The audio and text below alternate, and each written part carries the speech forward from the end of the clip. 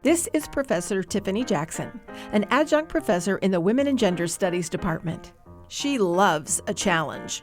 I started my educational career here in the undergraduate program, and so I graduated from TCU with a Bachelor's of Combined Science in Biology and Psychology with minors in Religion and Women and Gender Studies in 2015. And then I went on to Bright Divinity School to acquire my master's degree, which is a Master's of Arts in Theology and Ministry with a graduate certificate in Women and Gender Studies.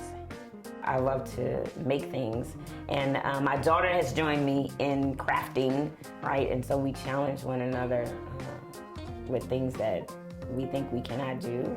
And also, she and her best friend. We built our dining room table. Jackson is unstoppable. She sings gospels all over the country in Marquand Middleton's Miracle Chorale. Right before she started her doctoral program in 2022, she launched her own transport company with no prior experience.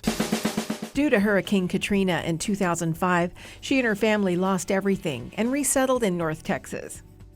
Before TCU and Katrina, Jackson began a 10-and-a-half-year law enforcement career in New Orleans, standing at 4 feet, 11 inches tall. Inmates would challenge you, but what I found was they just need love and respect, right?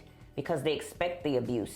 And I refuse. They are living, breathing, thinking human beings that may or may not have made a bad decision, right? And so that's the way that I treated them, like living, thinking, breathing human beings. For the past 5 years, she has brought the same compassion to her TCU students and has shared her passion for social justice. Where does that passion come from? Lived experience. That's one of the things that resonated so much with the Women and Gender Studies department that I was introduced to here as an undergraduate, is the ability to find that space where I live in theory, in the academy. And so I'm able to bring that passion into the classroom to help my students to understand these threshold concepts that may seem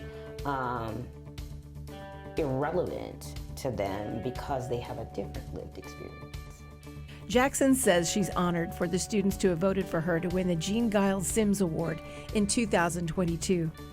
Wherever her path takes her, Jackson continues the challenge. Intersectionality allows for us to see how those social structures affect the lived experiences of people whose identity are at these intersections, like race and class and gender. If we can change the social structure, then we can change the lived experience.